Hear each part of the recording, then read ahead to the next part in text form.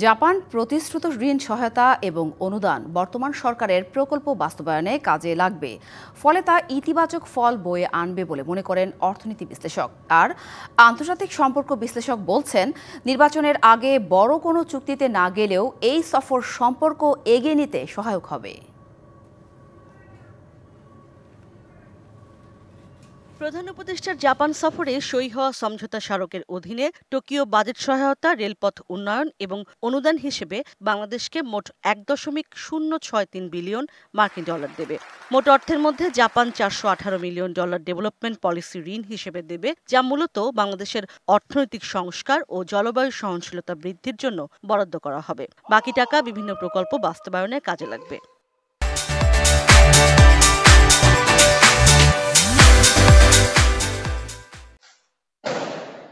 অর্থনীতি বিশ্লেষক খন্দকার গোলাম মোয়াজ্জেম বলছেন, এ ধরনের ঋণ সহায়তা এই মুহূর্তে বাংলাদেশের কাজে লাগবে। তবে সতর্ক থাকতে হবে এ ধরনের ঋণ পেতে যেসব রাজনৈতিক অঙ্গীকার করতে হয় সেসব বিষয়ে।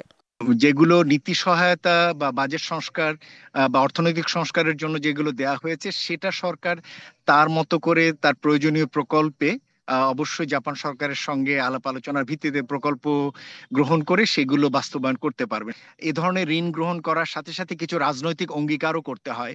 যেমন এই জায়গার এই ঋণগুলো নেবার মাধ্যমে প্রশান্ত মহাসাগরীয় অঞ্চলে নিরবিচ্ছিন্ন চলাচল এবং রাজনৈতিক বা সামরিকভাবে এই প্রশান্ত মহাসাগর যাতে ব্যবহৃত না হয়, এরকম একটি অঙ্গীকারও সরকার করেছেন।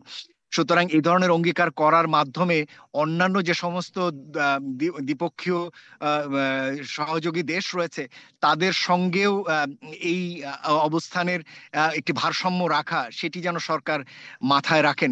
আন্তর্জাতিক সম্পর্ক বিশ্লেষক অধ্যাপক ইমতিয়াজ আহমেদের মতে, নির্বাচনের আগে কোনো দেশই বড় কোনো আলোচনায় না গেলেও প্রধান উপদেষ্টার এই সফর দুদেশের সম্পর্ক উন্নয়নে ভূমিকা রাখবে। কমিটমেন্ট হয়তো তারা করবে নির্বাচনের আগে বড় আকারে জাপান এসে এখানে ইনভেস্ট করবে। তবে কাজটা যদি এগিয়ে নিয়ে যাওয়া যায়, আর কি কি নতুন খাতে জাপান ইনভেস্ট করলেও সেগুলো কি, সেই ধরনের অগ্রগতি যদি হয়, সেটাও আমি মনে করি ভবিষ্যতে বাংলাদেশে লাভ হবে। বাংলাদেশ থেকে দক্ষ কর্মী নেওয়ার বিষয়টিও যথেষ্ট ইতিবাচক বলেই মনে করেন তারা।